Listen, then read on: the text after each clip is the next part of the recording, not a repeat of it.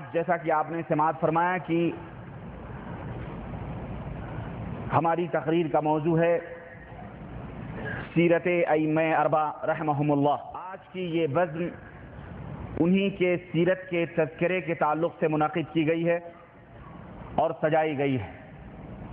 اس مختصر سے وقت میں مکمل طور پر ہر امام خدا کی اور ان خادمان دین کی سیرت کو بیان کرنا دریا کو کوزے کے اندر سمونے کے مترادف ہے۔ یہ مختصر وقت تو صرف ایک امام کی سیرت بیان کرنے کے لیے ناکافی ہے، چہ جائے کہ ہم چار ائمہ خدا کی سیرت اور ان کے حالات زندگی اور ان کے تقوی اور طہارت اور ان کے علمی خدمات کے تعلق سے آپ حضرات سے اس مختصر سے وقت میں روشنی ڈال سکوں ان کی زندگی پر، ان کے تقوی اور طہارت اور اللہ سے خوف اور رسول اللہ صلی اللہ علیہ وسلم کے اس لائے ہوئے دین اسلام سے ان کی محبت کے تعلق سے چند باتیں میں رکھوں۔ ائمہ خدا ہیں، یہ ائمہ دین ہیں، یہ خادمان دین اسلام ہیں جنہوں نے دین اسلام کی خدمت کی ہے۔ یہ ائمہ خدا ہیں، یہ ائمہ دین ہیں، یہ خادمان دین اسلام ہیں جنہوں نے دین اسلام کی خدمت کی ہے۔ اور ظاہر تو ایک بات میں آپ کو یہ بھی بتاؤں کہ یہ ائمہ جو تھے، ان ائمہ کی شان میں غلو کرنے سے نہ تو کوئی عذاب، نہ کوئی گرفت، نہ کوئی اور کچھ ظاہر ہے۔ اس تعلق سے نہ قرآن کے اندر کوئی ذکر اور نہ ہی احادیث کے اندر کوئی ذکر۔ آپ ذرا یہ سوچیں کہ وہ ذات مبارکہ مقدسہ حضرت حبیب مصطفیٰ صلی اللہ علیہ وسلم کی، جن کی شان کے بارے میں ادنا سی بھی گستاخی اور ادنا سی بھی غلو اور زیادتی بہرحال باعث کفر اور باعث جہنم ہے، اور اللہ کے حبیب صلی اللہ علیہ وسلم نے باقاعدہ احادیث کے اندر یہ منع فرمایا کہ دیکھنا میری شان میں غلو نہ کرنا، وعیدیں سنائیں کہ میری طرف کوئی ایسی بات منسوب نہ کرنا کہ جو میں نے نہیں کہی ہے، یا میری شان میں کوئی ایسی بات نہ کہنا جو میری شان کے خلاف یا میری شان میں زیادتی ہے۔ اللہ کے حبیب صلی اللہ علیہ وسلم نے باقاعدہ منع فرمایا اور وعیدیں سنائی کہ جہنم ہوگا تمہارا، دوزخ میں تم جاؤ گے اگر میرے تعلق سے تم نے کوئی ایسی بات کہی جو میں نے نہیں کہی ہے، یا جو میری شان یا عظمت کے خلاف ہے، یا جو میری شان میں غلو کے مترادف ہے۔ اگر تم ایسی بات کہو گے تو جہنم میں جاؤ گے۔ لیکن اس کے باوجود بھی اس قدر دیدہ دلیری اور اس قدر جرأتیں اس امت محمدیہ کے اندر کچھ لوگوں کے اندر پیدا ہوئیں کہ اللہ کے حبیب صلی اللہ علیہ وسلم کے تعلق سے ایسے عقیدے گڑھے گئے، ایسے معتقدات امت کے اندر پھیلائے گئے کہ علامہ والحدیث، کبھی نبی کریم صلی اللہ علیہ وسلم کے سلسلے میں ہمارے ملکوں کے اندر یہ دعوے کیے گئے کہ اللہ کے نبی صلی اللہ علیہ وسلم نعوذ باللہ عالم الغیب ہیں، ہر ایک کے سینوں کے بھیدوں کو جانتے ہیں، دنیا کے اندر کیا ہو رہا ہے، کیا ہونے والا ہے، ما کان وما یکون کا سارا علم اللہ کے حبیب صلی اللہ علیہ وسلم کو معلوم ہے۔ اور اللہ کے نبی صلی اللہ علیہ وسلم آسمان کی پہنائیوں میں اڑنے والے پرندے اور زمین کی تہوں میں رہنے والے ننھے منھے کیڑے جو ہیں ان کی حرکتوں سے بھی نعوذ باللہ اللہ کے حبیب صلی اللہ علیہ وسلم واقف ہیں۔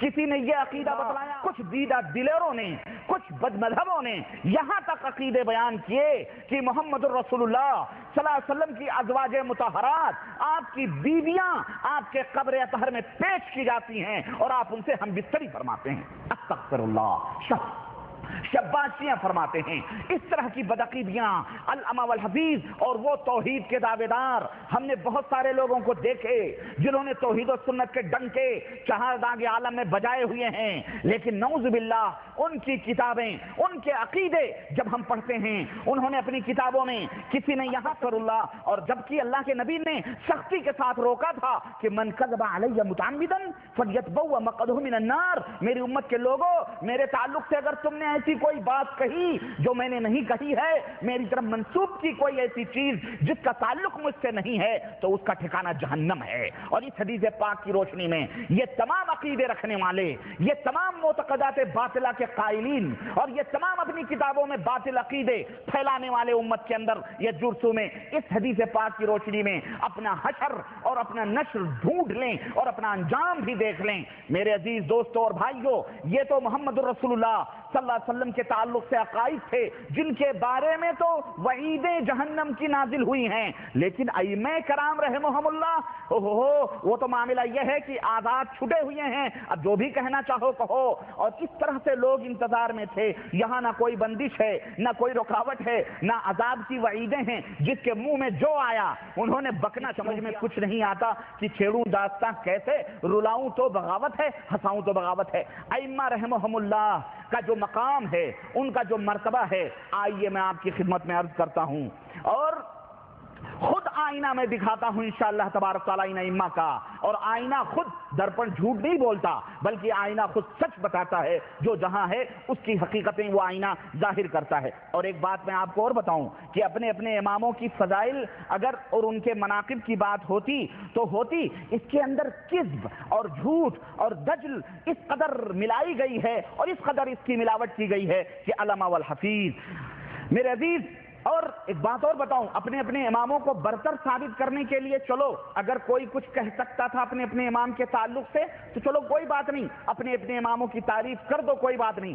معاملہ یہاں عجیب و غریب یہاں تک پہنچا کہ اپنے اپنے اماموں کی برتری اور ان کی فضیلت بیان کرتے کرتے لوگوں دوسرے اماموں کے گریبانوں پر ان کے ہاتھ پہنچے ہیں۔ اپنے اماموں کی فضیلت بیان کرتے کرتے انہوں نے دوسرے اماموں کو استغفر اللہ کیا کیا نہیں کہا ہے، کسی نے غبی کہا، کسی نے جاہل کہا، کسی نے دوسرے امام کو بدعتی کہا، اور کسی نے یہاں تک کہا کہ یہ ابلیس لعین ہے۔ استغفر اللہ، یہ وہ لوگ ہیں جو یہ کہتے ہیں کہ ہم چاروں کو حق مانتے ہیں۔ استغفر اللہ، مجھے حیرت ہوئی جب میں نے تاریخ کی کتابیں اٹھا کر کے دیکھی، جب میں نے ان کی سیرتیں مطالعہ میں نے کی اور ان کو پڑھا تو مجھے حیرت ہوئی کہ دوسروں کے اماموں کے ماننے والوں کو کتا اور یہود و نصارہ تک سے تعبیر کیا گیا ہے۔ اللہ کی قسم، اور اس کا ثبوت معراج ربانی اس مجلس میں دے کے اٹھے گا انشاءاللہ تبارک و تعالی۔ لیکن عرض کرنے کا مطلب یہ ہے کہ ہم گناہوں پہ لذت مارے جا رہے ہیں، ہمارے اوپر خام خواہ الزام تراشیاں کی جا رہی ہیں، سب کچھ حضرت کھا پی کے 70 چوہے کھا کے پھر بھی یہ حج کو چل رہے ہیں۔ میری سمجھ میں نہیں آتا ہے، ہم ہر امام کو تسلیم کرتے ہیں، ہر امام کی امامت کو مانتے ہیں، ان کے تقوی، ان کی طہارت، ان کے زہد، ان کے مقام، ان کے خدمت دین، ہر چیز کو تسلیم کریں اور ہر ایک کی باتوں کو مانیں جو قرآن و سنت کے مطابق ہے۔ اور جیسا انہوں نے فرمایا، پھر بھی ہم گستاخ ہیں، ہم بد مذہب ہیں، ہم لا مذہب ہیں، ہم ان کی برائیاں کر رہے ہیں، ہم اماموں کو نہیں مانتے ہیں، اور یہ ایک کو مان کر تین کا انکار کریں، تین کو جاہل بنائیں، تین کو یہود و نصارہ تک سے تعبیر کریں، استغفر اللہ، تو یہ بہت بڑے اماموں کے چاہنے والے، یہ عجیب و غریب فلسفہ ہے جو اس وقت امت کے اندر پھیلایا جا رہا ہے، اور یہ ہماری خاموشیوں کی وجہ سے اس طرح ناجائز طور پر یہ افکار اور یہ خیالات ان بھولے بھالے مسلمانوں کے اندر پھیلائے جا رہے ہیں۔ آج اس بات کی ضرورت ہے کہ علماء اسلام جہاں بدعت اور شرک کی طرف اپنے قلم و زبان کو مہمیز دے کر اس کی خدمت کرتے ہیں، وہیں اس بات کی بھی ضرورت ہے کہ امت کے سامنے ان ائمہ خدا، ان ائمہ اسلام کی حقیقتوں کو بھی اور ان ائمہ اسلام کے فرمودات کو بھی ان کی سیرت طیبہ کے حوالے سے امت کے سامنے بیان کیا جائے، کھول کھول کر کے رکھا جائے کہ ان کی سیرت کیا تھی، یہ کس طرح سے ان کا ایمان تھا، ان کا عقیدہ کیا تھا، ان کے خیالات کیا تھے، ان کے اصول اور ضابطے کیا تھے قرآن و سنت کے تعلق سے۔ استغفر اللہ، باقاعدہ اس کو کھول کھول کر کے بیان کیا جائے، اس کی بھی ضرورت ہے تاکہ نبی کریم صلی اللہ علیہ وسلم کی یہ بھولی بھالی امت جسے عقیدت و محبت کا رنگ دے کر، عقیدت و محبت کے اندر الجھا پلجھا کر، میٹھی میٹھی بولیاں بول کر اور دھیرے سلو پوائزن دیا جا رہا ہے اور اللہ اور اس کے رسول سے دور کیا جا رہا ہے، اس امت کے سامنے مکمل طور پر حقیقت آئیے سردست ذرا ہم ان دین کے خادموں کی، ان نبی کے سنتوں کے شیدائیوں کی اور نبی کے دین حنیف کے ان خدمت گزاروں کی، ان کی سیرت کے مختصر گوشے، ان کی تعلیمات کے چند نمونے اور ان کے فرمودات کی چند جھلکیاں آپ کی خدمت میں رکھوں. یہ انشاءاللہ تمام قسم کے غلو کے رنگ سے انشاءاللہ یہ عاری ہوں گی میری باتیں, اور بالکل سادہ سودہ جو ان کی حقیقت ہے وہ انشاءاللہ تبارک تعالیٰ آپ کی خدمت میں رکھنے کی کوشش کروں گا. یہ حضرت ابو حنیفہ رحمۃ اللہ علیہ ہیں, میں ان سے ابتدا کرتا ہوں کیونکہ یہ سب سے پہلے امام ہیں, یہ حضرت ابو حنیفہ رحمۃ اللہ علیہ ہیں. ان کا نام کیا ہے؟ ان کا مکمل نام نعمان ابن ثابت رحمہ اللہ ہے, اور ان کی بیٹی کا نام حنیفہ تھا. اسی بیٹی کی طرف منسوب ہو کر کے یہ ابو حنیفہ یعنی حنیفہ کے باپ کہلاتے ہیں. اور آج بھی جو لوگ اپنے آپ کو حنفی کہتے ہیں یہ انہی کی بیٹی کی طرف ان کی نسبت ہے, امام صاحب کی بھی طرف ان کی نسبت بات آگے بڑھتی ہے. خیر المہم یہ بیٹی کی طرف منسوب ہے. المہم آگے بڑھتے ہیں. حضرت ابو حنیفہ رحمۃ اللہ علیہ کی کنیت ابو حنیفہ ہے. ان کی تاریخ پیدائش سن 80 ہجری ہے. آپ نے اپنے دور کے نامور محدثین اور نامور اہل علم سے علم حاصل کیا اور احادیث کا درس لیا. حماد ابن سلیمان جیسے فقیہ سے آپ نے فقہ کی تعلیم حاصل کی, اور وہ کون سی فقہ ہے جس فقہ کی تعلیم حضرت امام ابو حنیفہ رحمۃ اللہ نے حاصل کی؟ یہ وہ فقہ نہ تھی بلکہ وہ فقہ قرآن و سنت کی فقہ تھی. وہ قرآن و سنت کی سمجھ تھی جس کے بارے میں اللہ کے رسول صلی اللہ علیہ وسلم نے فرمایا کہ من یرد اللہ بہ خیرا یفقہہ فی الدین, اللہ جس کے ساتھ بھلائی چاہتا ہے اسے دین کی فقہ ہے, دین کی سمجھ عطا فرماتا ہے. یہ فقہ نہیں جو اس وقت ان کے نام پر بنائی گئی ہے استغفر اللہ, بلکہ وہ فقہ قرآن و سنت کی فقہ تھی. آج کی فقہ اگر ہم پڑھتے ہیں اور آج کے ان فقہوں کے عقائد ہم جب پڑھتے ہیں تو آج کی یہ فقہ جو امام ابو حنیفہ رحمۃ اللہ علیہ کی طرف منسوب کی گئی ہے اس کے اندر قبر پرستی کی بھی تعلیم ہے, اس کے اندر قبروں کی پوجا کی بھی کبھی درس ہے, اس کے اندر نظر و نیاز غیر اللہ کے نظر و نیاز کے بھی تعلیمات ہیں, اس کے اندر ان کے ماننے والوں کو ہم دیکھتے ہیں جو اپنے آپ کو حنفی کہتے ہیں کہ ان کے ماننے والوں کو ہم دیکھتے ہیں کہ غیر اللہ کے نام کے ذبیحے بھی ذبح کر رہے ہیں, یا 11ویں کی ڈیگیں بھی ٹھنکاتے ہیں, یا رجب کے کنڈے بھی بھرتے ہیں, یا شب برات کی راتوں کو بھی پھلجڑیاں اور اس کو اپنے سجدوں سے آباد بھی کرتے ہیں. یہ بدعات اور خرافات کے رسیاں ہیں, ہم یہ جانتے. تو وہ فقہ جو امام ابو حنیفہ رحمۃ اللہ علیہ نے حاصل کی تھی اور اپنے شاگردوں کو بتلائی تھی وہ یہ فقہ نہ تھی جو آج اسلام کے نام پر امت کے درمیان رائج ہے, بلکہ اس فقہ کا امام ابو حنیفہ رحمۃ اللہ علیہ سے کوئی قطعاً کوئی تعلق نہیں ہے. اور امت محمدیہ کے لوگوں کان کھول کر کے سن لو, ہم یہی تمہیں بتلا رہے ہیں, اور یہ بات وہ ہے کہ دنیا کا کوئی مائی کا لال اس کو غلط ثابت نہیں کر سکتا ہے. اور میں چیلنج کرتا ہوں پوری دنیا میں جو لوگ بھی حضرت امام ابو حنیفہ رحمۃ اللہ علیہ کی طرف اپنی نسبت کرتے ہیں, میں یہ کہا کرتا ہوں کہ یہ امام ابو حنیفہ کا دین نہیں تھا, یہ امام ابو حنیفہ رحمۃ اللہ علیہ کا مذہب نہیں تھا, یہ امام ابو حنیفہ رحمۃ اللہ علیہ کا عقیدہ نہیں تھا. امام ابو حنیفہ رحمۃ اللہ علیہ قبروں کے پجاری نہیں تھے. امام ابو حنیفہ قبروں سے فیض حاصل کرنے کا عقیدہ نہیں رکھتے تھے. امام ابو حنیفہ اللہ کے سوا کسی کو عالم الغیب نہیں مانتے تھے. امام ابو حنیفہ رحمۃ اللہ علیہ اللہ کے سوا کسی کو دلوں کا بھید جاننے والا نہیں مانتے تھے. امام ابو حنیفہ قبروں کے اوپر پھول اور چادر اور اگر بتیاں اور انگڑے بھگڑے ڈالنے کو حرام سمجھتے تھے. امام ابو حنیفہ عرس اور میلاد اور یہ فاتح اور گانجے بھگڑے جتنے بھی ہیں سب کو حرام سمجھتے تھے. امام ابو حنیفہ اللہ کو عرش کے اوپر مستوی مانتے تھے. امام ابو حنیفہ رحمۃ اللہ علیہ اللہ کے سوا کسی کو حاجت روا نہیں مانتے تھے. امام ابو حنیفہ اللہ کے سوا کسی کو مشکل کشا نہیں مانتے تھے.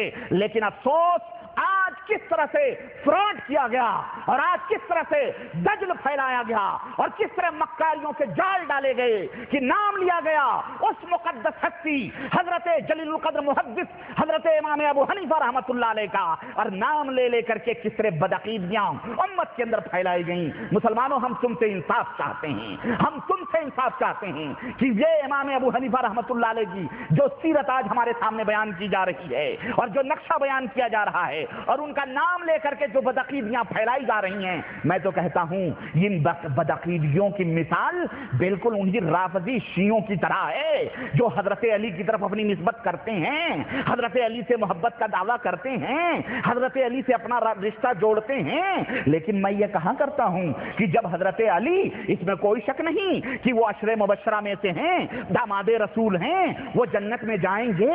लेकिन हमारा ये अकीदा नहीं है कि जब हजरत अली जन्नत में जाएंगे तो उनके ये नाम लेने वाले जो आशिक हैं ये भी जन्नत में जाएंगे। ये हमारा अकीदा नहीं है। क्यों?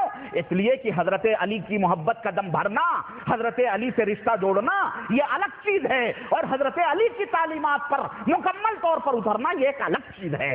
ईसाई हजरत ईसा से अपनी मोहब्बत का दम भरते हैं, हजरत ईसा से अपना रिश्ता जोड़ते हैं, हजरत ईसा के ऊपर ईमान लाते हैं, हजरत ईसा की तालीमात को सब कुछ समझते हैं। लेकिन क्या हजरत ईसा जब जन्नत में जाएंगे तो ये निस्बतें, ये दावे उनके किसी काम आ सकती हैं ईसाइयों के? हरगिज नहीं। हजरत ईसा बरात का इजहार करेंगे। देन ही आज भी जो हजरत इमाम अबू हनीफा रहमतुल्लाह अलैह का नाम लेकर और उनकी अकीदत और मोहब्बत का दम भर भर करके और मुंह भर भर करके हम जैसे फकीरों को गालियां दी जाती हैं, कुरान और सुन्नत के दावा करने वाले और कुरान और सुन्नत की दावत देने वालों को बदमजहब, लामजहब, गैर मुकल्लिद और न जाने किन किन अलकाब से नवाजा जाता है। जरा मैं इंसाफ चाहता हूं उलमा हजरात से भी और अपनी दारुल उलूमों से फारिग तलबा से भी कि जरा इंसाफ करो अजीजों। अल्लाह को क्या मुंह दिखाओगे? ये दुनिया चंद दिन की है, कल तुम्हें रब के सामने खड़ा होना पड़ेगा। तो अल्लाह अज़्ज़ व जल तुमसे ये नहीं पूछेगा कि तुमने किन किन लोगों के वकालतें की थी। तुमसे उस वक्त ये पूछा जाएगा कि जो नबी हमने भेजा था उस ताल्लुक से तुमने कितनी वकालतें की थी और क्या क्या सफाइयां पेश की थी। जब नबी की सुन्नतों का एहतराम दिलों से मिट रहा था, उसकी इज्जत व आबरू का मज़ाक उड़ाया जा रहा था, नबी की सुन्नतों से खिलवाड़ किया जा रहा था, उस वक्त तुमने क्या किया?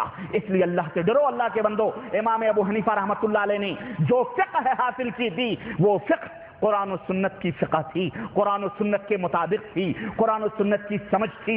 कुरान और सुन्नत से हट करके उनकी कोई समझ नहीं हुआ करती थी। अरे वो तो बड़े सीधे साधे लोग थे, वो बड़े मुत्तकी थे, वो बड़े परहेज़गार थे। वो रात की तारीकियों में अपनी दाढ़ियां पकड़कर रब्बे ज़ुल जलाल की बारगाह में गिड़गिड़ाते थे कि ऐ पाक परवरदिगार, अबू हनीफा तेरा मुजरिम है, अबू हनीफा तेरा मुजरिम है, इसे तू माफ कर दे। वो तो इतने परहेजगार थे। वो ये अल्लम गल्लम बातें कहाँ कह सकते हैं? वो कब्रों को हाजत रवा, वो फैद हासिल करने वाला, नौज़ बिल्लाह, ये बदअकीदगियां।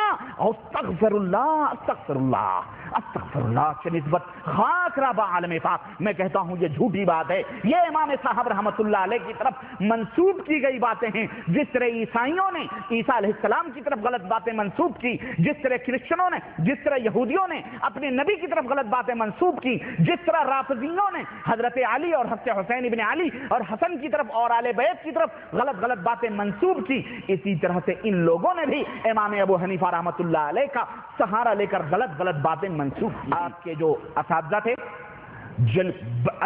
अजीम मुहद्दिसीन थे, वो हजरत अबू इसहाक़ सबई, हजरत अता इब्न रिबा, अबी रिबा, हजरत नाफ़े, हजरत अब्दुल्लाह इब्न उमर के आज़ाद करदा गुलाम, हजरत मुहारिब इब्न दस्सार, हजरत हिशाम इब्न उर्वा, हजरत सम्माक इब्न हर्ब, हजरत मोहम्मद बिन मुनकदिर, हजरत इमाम मालिक इब्न अनस रज़ियल्लाहु रहमहुमुल्लाह, ये वो लोग थे जो हजरत इमाम अबू हनीफा के उस्ताद थे, जिनसे इमाम अबू हनीफा रहमतुल्लाह अलैह ने दरसे हदीस लिया था। आप निहायत ही मुत्तकी और परहेजगार थे और आपके शागिर्द तो बहुत ज़्यादा थे बहरहाल। और आपकी तालीमात क्या हो, चंद नमूने में बताऊं। सीरत तैयबा, सीरत इमाम अबू हनीफा रहमतुल्लाह अलैह के ताल्लुक से, और ये वो सीरत है जो तुम कहीं नहीं सुनोगे। इमाम साहब के ताल्लुक से तुम ये ज़रूर सुनोगे कि इमाम साहब ने, अभी मैं बताऊंगा, बहुत कुछ सुनोगे, बहुत कुछ सुनोगे। सिर्फ जैसे हमारे यहाँ नबूवत का जो 40, नबूवत के जो नबी सल्लल्लाहु अलैहि वसल्लम के 40 साल है ना, उसका जिक्र बड़े शान शौकत से किया जाता है। झंडियां लगाकर, खंजड़े बजाकर, स्टेजें लगाकर, ईद मिलादुन नबी के नाम पर, आप ऐसे पैदा हुए, आपकी जुल्फें ऐसी थी, आपकी आंखें ऐसी थी, आपका हुस्न ऐसा था, आप ऐसे थे, आप ऐसे थे, आप पैदा हुए तो ये हो गया, आप पैदा, वो बयान किया जाएगा। आपने फरमाया क्या है, आपने तालीमात क्या दी हैं, ये मौलवी नहीं बयान करता है। क्यों? ये बयान करेगा तो उसके पेट पे ज़र्ब पड़ेगी, उसकी रोटी बोटी छिनेगी। یہ بیان کرے گا تو پھر گھجڑے بجڑے چھوٹیں گے، یہ بیان کرے گا تو بازار میں چمٹے بجانا چھوٹیں گے، یہ بیان کرے گا نبی کی سیرت کے تعلق سے تو یہ مزاروں کو توڑنا پڑے گا، یہ چادریں، یہ دیے، یہ باتیاں، یہ ڈیگیں، یہ پھول، یہ جو پائلوں کی چھنکار مزاروں کے اوپر چل رہی ہے اور ڈھول اور تاشے کی تھاپ پر جو طوائفیں گانا گا رہی ہیں محفل سما کے نام پر، رقص کے نام پر، وجد کے نام پر جو یہ بدکاریاں پھیلائی جا رہی ہیں، یہ تمام سب بند کرنا پڑے گا۔ اگر نبی کی سیرت بیان ہوگی تو تیجے بھی بند، چالیسویں بھی بند، پھر مولوی کی روزی روٹی بھی بند، نیاز بھی بند، فاتحے بھی بند، سب کچھ بند، یہ بھی بند ہو جائے گا بیچارہ۔ اس لیے یہ نہیں بیان کیا جاتا ہے، بس نبی کریم صلی اللہ علیہ وسلم کا 40 سالہ دور بیان کیا جاتا ہے۔ اسی طرح سے حضرت امام ابو حنیفہ رحمۃ اللہ علیہ نے فرمایا کیا ہے، آپ کا عمل کیا تھا، وہ نہیں بیان کیا جاتا ہے، بلکہ میں آپ کو بتاؤں بیان کیا کیا جاتا ہے۔ آئی ہے بات تو سن لو اور شاید کوئی بتلائے، کیونکہ یہ وہ نادر کتابیں ہیں جو شاید آپ کو کہیں ملیں۔ اسلامک بک فاؤنڈیشن نئی دلی 1781 ہاؤس ٹری والا نئی دہلی، یہ ہمارے بچوں نے پھاڑ پھوڑ کے اس کا بڑا برا حال کیا ہے، لیکن اس کتاب کا نام میں بتاؤں آپ کو، اللہ آپ کو جزائے خیر دے، اس کتاب کا نام ہے مناقب امام اعظم ابو حنیفہ رحمۃ اللہ علیہ۔ امام ابو حنیفہ رحمۃ اللہ علیہ کی شان اور مناقب بیان کی گئی ہے اس کے اندر۔ یہ اس کے اوپر پیش لفظ مولانا سمیع الحق مدد ذلہ مدیر ماہنامہ الحق دارالعلوم حقانیہ اکوڑا کھٹک 23/1408 سن 1987 میں اس کا لکھا ہے، اور اسی طرح مولانا عبدالحق محتمی بانی دارالعلوم حقانیہ یہ جو ہے ان کی، اور اس کے اوپر تاثر کس کا ہے، مولانا قاضی زاہد الحسینی، مولانا علی احمد علی لاہوری کا ہے یہ، اور اس کے اوپر اس کے اندر بہرحال یہ امام ابو حنیفہ رحمۃ اللہ علیہ کے فضائل اور آپ کے مناقب اور آپ کے سیرت کے تعلق سے باتیں بیان کی گئی ہیں۔ چند باتیں میں آپ کو بتلاتا چلوں کہ امام صاحب کے تعلق سے بہرحال جو مبالغے کیے گئے ہیں وہ تو کیے ہی گئے ہیں، لیکن یہ دیکھیں فرماتے ہیں صاحب کتاب کہ ائمہ احناف کے فقہی خدمات ایک دلچسپ تمثیل اور تشریح، کہتے ہیں فقہا کہتے ہیں کہ فقہ کا کھیت عبداللہ ابن مسعود نے بویا۔ سنو، فقہ کا کھیت کس نے بویا؟ عبداللہ ابن مسعود نے بویا۔ حضرت علقمہ نے اس کو سینچا، ابراہیم نخعی نے اس کو کاٹا، حماد نے اس کو ماڈھا یعنی بھوسے وغیرہ سے اناج وغیرہ الگ کیا، امام ابو حنیفہ رحمۃ اللہ علیہ نے اس کو پیسا، امام ابو یوسف نے اس کو گوندھا، امام محمد نے اس کی روٹیاں پکائیں اور باقی سب اس کے کھانے والے کی آفاقیت و جامعیت کیا ہے؟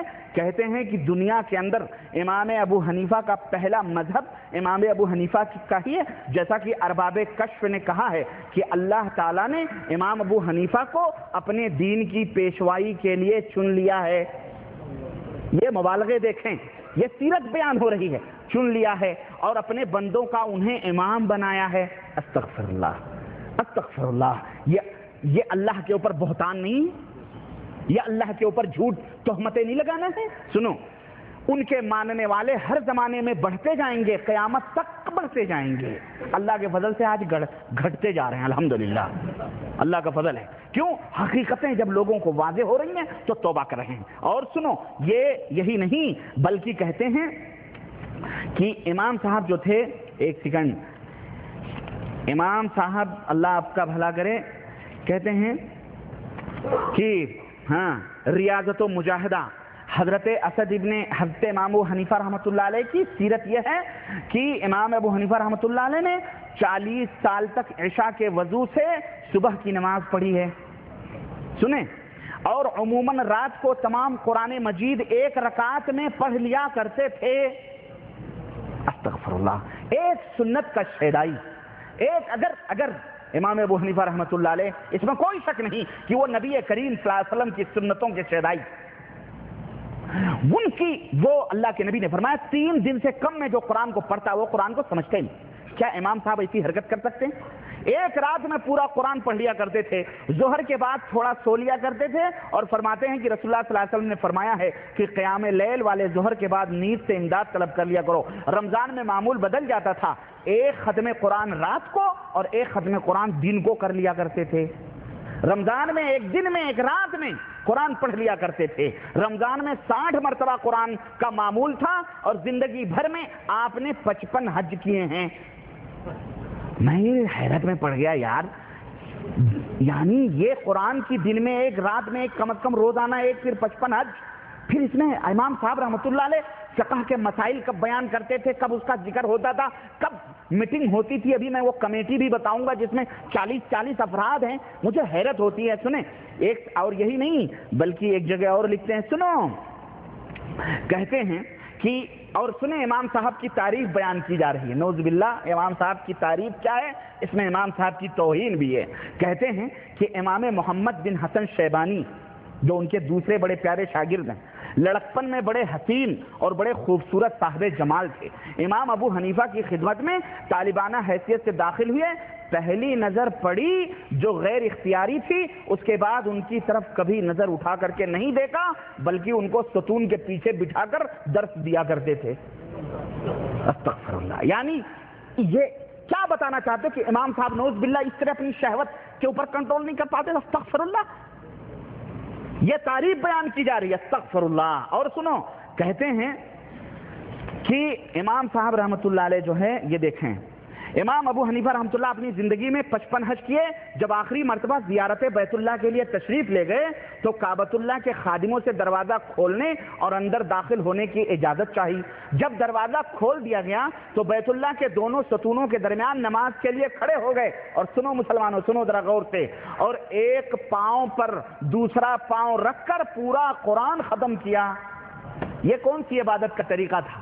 یہ ہمارے اس امام اہل سنہ کو اتنی تہمتیں لگا لگا کے یہ بیچارے علماء حضرات کیا ثابت کرنا چاہتے ہیں، یہ بتلاؤ.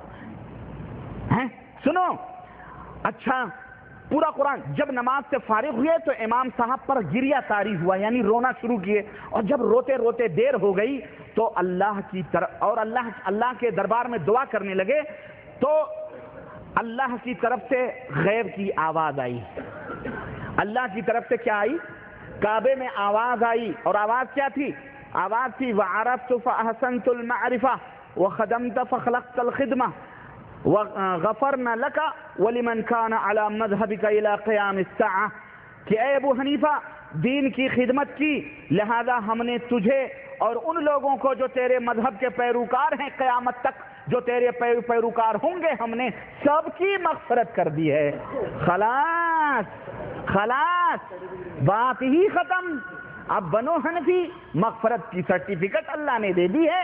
جس طرح کرسچنوں نے کہا، جیسے کراس کے اوپر چڑھ کر، سولی کے اوپر چڑھ کر بس ہم سب کی وہ معافی کروا کے گیا ہے، اسی طرح امام ابو حنیفہ کو بھی انہوں نے انہی یہودیوں نصرانیوں کی طرح نعوذ باللہ مقام دیا ہوا ہے. حضرت امام مالک رحمۃ اللہ علیہ امام دار الہجرہ کہلاتے ہیں، جن کا نام انس ابن مالک ہے، جن کی کنیت ابو عبداللہ ہے، اور جن کی تاریخ پیدائش 90 ہجری ہے.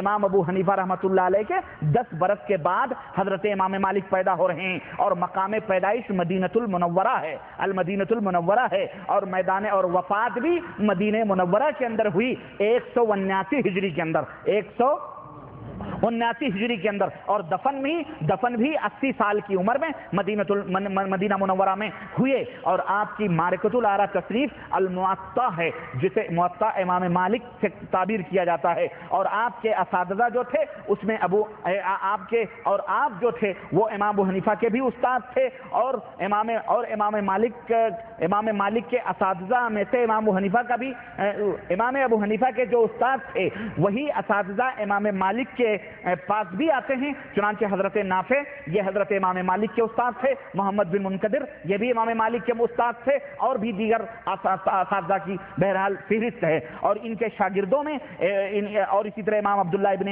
دینار، امام زہری، امام زبیر، امام حیا انصاری، ابو حازم ربیعۃ الرائے، ان سب سے یہ استاد تھے جن سے حضرت امام مالک نے تفسیر اور حدیث کا علم حاصل کیا تھا. اور امام مالک نے ان کی سیرت میں آتا ہے 300 تابعین اور تقریباً 600 تبع تابعین ان کے استاد تھے، جن کی حدیثوں سے امام مالک نے استفادہ کیا تھا. اور آپ کی فضیلت اور جلالت علمی کی شان، اور آپ کا درس حدیث کا عجیب و غریب عالم تھا کہ مدینۃ الرسول صلی اللہ علیہ وسلم میں جب آپ مسند درس پر بیٹھتے تھے، تدریس پر بیٹھتے تھے، تو آپ پہلے غسل کرتے، آنکھوں میں سرما لگاتے، کنگھی کرتے، خوشبو پہن، اور ہمیشہ اچھے کپڑے، صاف کپڑے، دھلے ہوئے کپڑے پہن کر، خوشبو لگا کر پھر وہ مسند تدریس پر بیٹھتے تھے اور پھر احادیث کا وہ درس دیا کرتے تھے۔ اس طرح اللہ کے حبیب صلی اللہ علیہ وسلم کے احادیث کی محبت آپ کے سینوں میں تھی، اور وہ کہا کرتے تھے کہ جس طرح نبی صلی اللہ علیہ وسلم کا احترام کرنا ہمارے اوپر فرض ہے، اسی طرح آپ کی باتوں کا بھی احترام کرنا ہمارے اوپر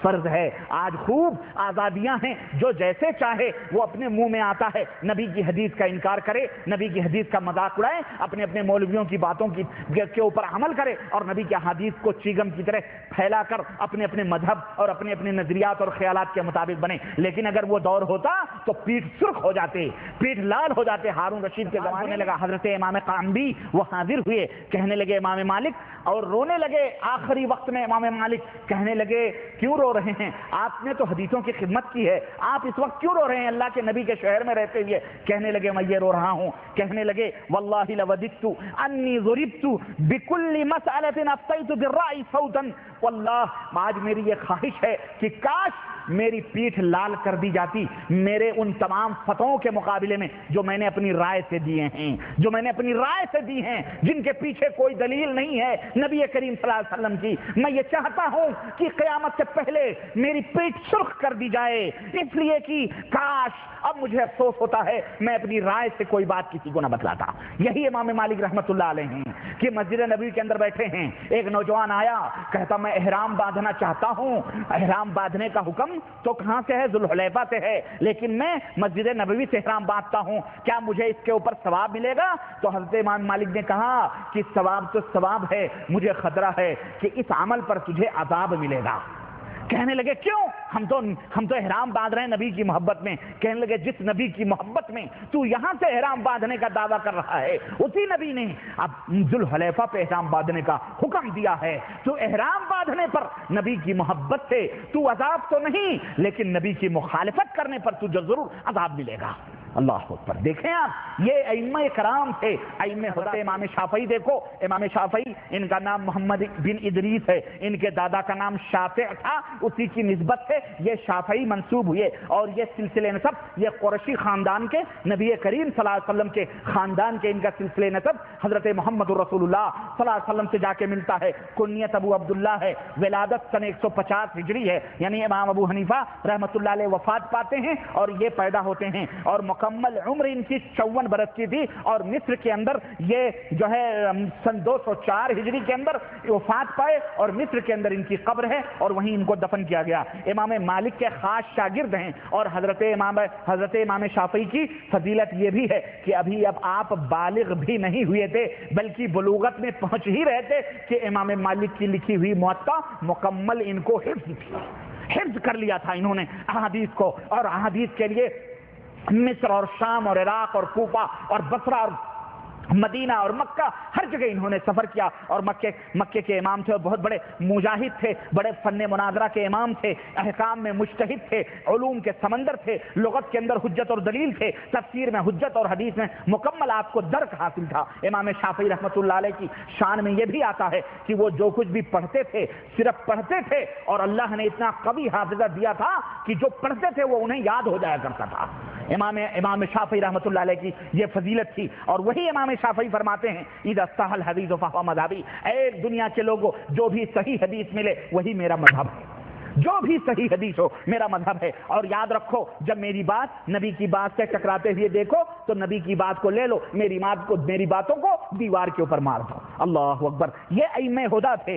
امام شافعی کہتے ہیں اجمع المسلمون، تمام مسلمانوں کا اس بات کے اوپر اجماع اور اتفاق ہو چکا ہے، کس بات پر؟ کہ من استبانت لہ سنت رسول اللہ، جس کے اوپر نبی کی حدیث ظاہر ہو جائے اس کے لیے فرض ہے ان یدعها بقول کہ دنیا کے تمام لوگوں کی باتوں کا انکار کر کے محمد الرسول اللہ صلی اللہ علیہ وسلم کی باتوں کو وہ قبول کر لے۔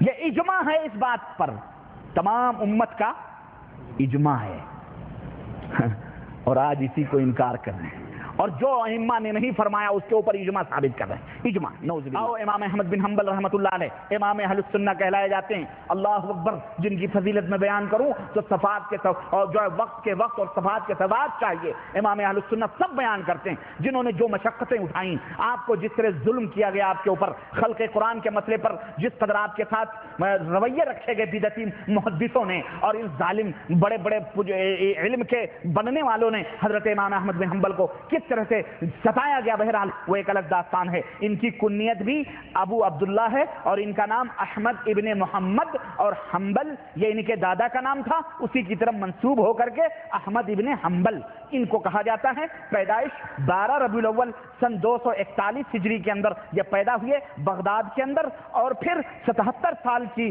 12 ربیع الاول سن 164 ہجری بغداد کے اندر یہ پیدا ہوئے، اور 12 ربیع الاول سن 241 کے اندر ان کی وفات دی۔ جس تاریخ کو یہ پیدا ہوئے اسی تاریخ کو ان کی وفات بھی ہوئی، اور بغداد کے اندر یہ دفن ہے، اور ان کی عمر 77 برس کی ہے، اور ان کی معرکۃ الآراء کتاب مسند احمد ہے، اور اسی طرح ناسخ منسوخ، جامع کبیر، اور اس طرح اور بہت ساری کتابیں ہیں۔ امام شافعی رحمۃ اللہ علیہ کی مسند امام شافعی الرسالہ بھی ہے، اسی طرح سے امام مالک کی موطا امام مالک ہے، لیکن امام ابو حنیفہ رحمۃ اللہ علیہ کی ہاتھوں کی لکھی ہوئی کوئی کتاب اس دنیا کے اندر موجود۔ امام احمد بن حنبل ان کی تعریف کیا کروں، یہ امام بخاری، امام مسلم، امام ترمذی، امام دارمی، امام ابو داؤد، ان سب کے استاد ہیں یہ امام احمد بن حنبل رحمت اللہ علیہ، ان کے یہ سب شاگرد ہیں امام بخاری وغیرہ، اور اسی طرح سے اور بھی بہت سارے شاگرد ہیں، اور امام احمد بن حنبل کو ان کی اپنی زندگی میں جو ان کے سیرت کے اندر آتا ہے 1,00,000 حدیثیں امام احمد بن حنبل کو برزبانی یاد تھیں، جب بھی کوئی پوچھتا تو اس کو بیان کرتے 1,00,000۔ یہ محدثین کا مقام اور درجہ تھا۔ انہوں نے کیا کہا، امام احمد بن حنبل کیا فرما رہے ہیں، لا تقلدونی ولا تقلدن مالکا ولا الاوزاعی ولا النخعی، اے لوگوں نہ میری تقلید کرنا، نہ اوزاعی کی تقلید کرنا، نہ مالکی کی تقلید کرنا، نہ نخعی کی تقلید کرنا، ولا غیرہم، اور ان کے علاوہ کسی کی تقلید نہ کرنا، خذ الکلام من حیث اخذوا، وہیں سے تم بھی اس دین کو لو جہاں سے ان لوگوں نے حاصل کیا ہے، من الکتاب والسنہ، کتاب و سنت سے۔ یہ تھی سیرتیں انبیاء، یہ تھی سیرتیں ائمہ رحمہم اللہ کی، اور یہ تھے وہ سنہری باتیں ائمہ رحمہم اللہ کی۔ میرے عزیزو، میرے دوستو، ان باتوں کی روشنی میں یہ مشعل راہ ہیں ہمارے لیے۔ اگر ہم حقیقی طور پر ان ائمہ رحمہم اللہ سے محبت کرتے ہیں تو آؤ ان کے اقوال کو مشعل راہ بنائیں، آؤ ان کے نقوش پاک کی اتباع کریں، اور انہوں نے جو دین ہمیں جس دین کی طرف رہنمائی کی ہے، یعنی کتاب اللہ اور سنت رسول اللہ صلی اللہ علیہ وسلم، اس کو لازم پکڑیں۔ تعصب کو، مذہب پارٹی بندی کو، گروہ بندی کو، جماعت سازی کو، تیرا مذہب، فلانے کا مذہب، ڈھکانے کا مذہب، ہمارے سب امام ہیں، ہم سب کی قدر و قیمت کریں، ہم سب کی عزت کریں، کسی کو جاہل نہ کہیں۔ چنانچہ لوگوں نے اپنے اماموں کی شان میں اس طرح سے اپنے اماموں کی شان میں جب بڑھوتری کی تو دوسرے اماموں کے تعلق سے انہوں نے کیا کچھ نہیں کہا۔ یہ دیکھو مراحل فلاح فقہ حنفی کی معرکۃ الآراء کتاب، اس کے صفحہ نمبر 22 اور 23 کے اوپر یہ بات لکھی ہوئی ہے واضح طور پر کہ اگر کنویں کے اندر کوئی نجس جانور گر جائے، پھول کر کے پھٹ جائے اور اس سے آٹا گوندھ لیا گیا، تو اب فتویٰ پوچھا گیا کہ اب یہ آٹے کو کیا کیا جائے، تو فتویٰ مراحل فلاح کے اندر فقہ حنفی کی معرکۃ الآراء کتاب وہ کہتے ہیں کہ اس آٹے کو کسی جانور کو کھلا دیا جائے یا کتے کو دے دیا جائے، اور اگر یہ دونوں نہ ملیں تو کسی شافعی کے ہاتھوں بیچ دیا جائے۔ استغفر اللہ، بتاؤ اس کتے کے درجے میں اس شافعی بیچارے کو تم نے رکھا؟ یہ حق ہے؟ یہ کہتے ہو ہر مذہب حق ہے، ہم ہر مذہب کو مانتے ہیں، تو پھر یہ گستاخیاں کیوں کرتے ہو؟ کیوں ان کو؟ اور سنو، کہاں بحر الرائق کے حوالے سے میں بات کروں، کہاں گیا فقہ حنفی کی معرکۃ الآراء کتاب، کہاں گیا کہ کیا حنفی اور شافعی میں شادی جائز ہے؟ کہنے لگے حنفی لڑکا اگر شافعی لڑکی سے شادی کرنا چاہتا ہے تو جائز ہے، لیکن حنفی لڑکی شافعی لڑکے سے شادی نہیں کر سکتی۔ اسی طرح سے جس طرح سے کہ یہود و نصارہ کی بیٹیوں کو لینا جائز ہے لیکن اپنی بیٹی ان کو دینا جائز نہیں ہے، تو ان کو یہود و نصارہ کے منزلے میں اتار کر اپنی بیٹیاں ان کو نہیں دی جا سکتی۔ بتاؤ، یہ شافعی یہود و نصارہ کی طرح ہیں؟ بولو ذرا, یہ انصاف میں چاہتا ہوں. اور آگے بڑھو, ایک نہیں سینکڑوں مثالیں موجود ہیں, اور میں کہاں کہاں تک آپ کو مثالیں بتلاؤں. لیکن خیر, کہنے کی بات ہے, اور میں نہیں چاہتا کہ میں ان پرانے زخموں کو جو ہے کیا کہتے ہیں کھولوں اور ان پرانے زخموں کو آپ کے اندر بیان کروں. سن 506 ہجری کے اندر دمشق کے اندر ایک حنفی قاضی جس کا نام محمد بن موسیٰ بلاغونی تھا, وہ قاضی وقت تھا دمشق کے اندر, ملک شام کے اندر, فقہ حنفی کا. وہ بیان دیتا ہے, کہتا ہے اللہ کی قسم اگر میرا بس چلتا تو میں ان شافعیوں کے اوپر ٹیکس اور جزیے کو فرض قرار دیتا. اور یہ کس کو ٹیکس کس سے لیا جاتا ہے؟ اسلام نے جزیہ کس کے اوپر مقرر کیا ہے؟ کافروں کے اوپر. کیا یہ کافر تھے؟ استغفر اللہ. اور آج بھی ہمارے ملکوں کے اندر جاؤ, ہمارے ملکوں کے اندر حنفی اور شافعی کے اندر اس قدر خلیج ہے کہ پتہ ہی نہیں چلتا ہے, نہ ان کی بیچاروں کی مسجدوں کا پتہ چلتا ہے, نہ کوئی شادی بیاہ کرتا ہے, بالکل غیر مسلم کی طرح ان کے ساتھ معاملات کیے جاتے ہیں. استغفر اللہ. میں نے بامبے کے اندر دیکھا, میں نے ساؤتھ انڈیا کے اندر یہ تمام سب چیزیں دیکھی, بالکل غیر مسلم کی طرح. لیکن اللہ اکبر, یہ کب تک یہ ظلم, یہ تفرقے کب تک رہیں گے؟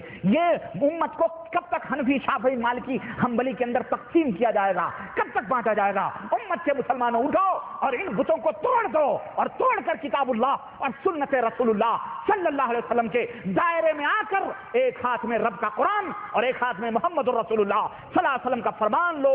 یا ایھا الذین آمنوا اتقوا اللہ حق تقاتہ, اس طرح سے اللہ سے ڈرو جیسا کہ اللہ سے ڈرنے کا حق ہے. ولا تموتن الا وانتم مسلمون. اور جب مرو حنفی نہیں, شافعی نہیں, مالکی حنبلی نہیں, قادری چشتی نقشبندی سہروردی تیجانی نہیں, بلکہ جب تمہیں موت آئے تو مسلمان ہو کے مرو. واعتصموا بحبل اللہ جمیعا, اور اللہ کی رسی کو مضبوطی کے ساتھ پکڑ لو. ولا تفرقوا, اور ٹکڑے ٹکڑے نہ بنو, جماعت جماعت نہ بنو. رب نے فرمایا ومن یشاقق الرسول من بعد ما تبین له الهدى, من بعد ما تبین له الهدى. بھلا بتاؤ اس جو شخص نبی کو تکلیف پہنچائے گا, نبی کو ایذا پہنچائے گا, کب؟ من بعد ما تبین له الهدى, ہدایت کے ظاہر ہو جانے کے بعد. وَيَتَّبِعْ غَيْرَ سَبِيلِ الْمُؤْمِنِينَ, اور مومنوں کے راستوں کو چھوڑ کر, صحابہ اور سلف کے طریقوں کو چھوڑ کر وہ کسی اور راہوں کے اوپر جائے گا. نُوَلِّهِ مَا تَوَلَّى, اللہ فرماتا ہے ہم اس کو اسی راہ پہ ڈال دیں گے. وَنُصْلِهِ جہنم, اور ہم اسی راہ سے اس کو جہنم میں پہنچا دیں گے. وَسَاءَتْ مَصِيرًا, اور جہنم کتنی بری جگہ ہے, پہنچنے کی جگہ ہے. اللہ کے حبیب صلی اللہ علیہ وسلم, صحیح مسلم کی روایت مولویوں کی حقیقت میں بیان کر کے اپنی بات ختم کرتا ہوں. اور دیکھو یہ حدیث پاک قیامت تک کے لیے کس طرح سے اللہ کے نبی کی پیشین گوئی ثابت ہو رہی ہے. اللہ کے حبیب فرماتے ہیں, حضرت حذیفہ ابن یمان اس حدیث کے راوی ہیں, صحیح مسلم کے اندر یہ روایت موجود ہے, یکون بعدی ائمہ, میرے بعد کچھ ائمہ پیدا ہوں گے, لا یہتدون بہدایا, میری جو ہدایتیں ہیں, میری جو سنتیں ہیں اس کو کافی نہیں سمجھیں گے. ولا یستنون بسنتی, نہ ہی میری سنتوں کے اوپر عمل کریں گے. وسیقوم فیہم رجال قلوبہم, اور ان کے اندر کچھ لوگ ایسے پیدا ہوں گے جن کے دل قلوب الشیاطین فی جثمان الانس, انسان کے جسم میں جیسے شیطان کے دل ہوتے ہیں ایسے ہی وہ رہیں گے. ایسے ہی وہ میری امت کے ائمہ کچھ ایسے پیدا ہوں گے, رہیں گے. اور ایک جگہ اللہ کے رسول صلی اللہ علیہ وسلم فرماتے ہیں کہ میری امت میں کچھ ایسے لوگ پیدا ہوں گے, اللہ کے حبیب فرماتے ہیں میری امت میں کچھ ایسے لوگ پیدا ہوں گے جی یاتی علی الناس زمان, لوگوں کے اوپر ایک ایسا وقت آئے گا, لا یبقى من الاسلام الا رسمه, اسلام کے سوا اور اسلام کا نام باقی رہے گا. ولا یبقى من القرآن الا اسمه, قرآن کا نام باقی رہے گا, اسلام کا نام اور اس کی قرآن کی صرف لکھاوٹ باقی رہے گی. مساجدہم عامرہ, مسجدیں نمازوں پڑھنے والوں سے بھری رہیں گی. وہی خراب من الہدى, لیکن ہدایتوں سے محروم رہیں گے. علماؤہم شر, ان کے علماء اس امت کے سب سے بڑے بدماش ہوں گے. تحت ادیم السماء, اس آسمان کے نیچے علماء سب سے برے ہوں گے. من عندہم تخرج الفتنہ, انہی سے فتنے نکلیں گے اور انہی کی طرف وہ فتنے جائیں گے.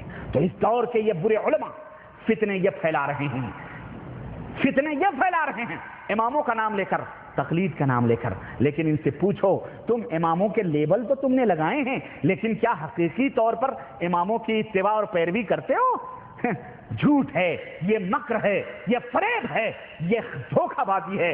اے لوگو, ہر امام قرآن و سنت کی دعوت دینے آیا تھا, ہمیں ان کی سیرت ان کے فرمودات سے یہی پتہ چلتا ہے۔ اس لیے تمام دائرے اور تمام شکنجے اور تمام غلامی کی زنجیریں توڑ کر محمد الرسول اللہ صلی اللہ علیہ وسلم سے اپنے رشتے جوڑ لو۔ تمہیں اس دنیا کے اندر غیر مقلد کہا جائے گا، لا مذہب کہا جائے گا، بددین کہا جائے گا، طعن و تشنیع کیا جائے گا، لیکن یہ اس امت کے سب سے بدترین علماء ہیں جو اس قسم کے الفاظ اور اس قسم کی باتیں امت کے اندر پھیلاتے ہیں۔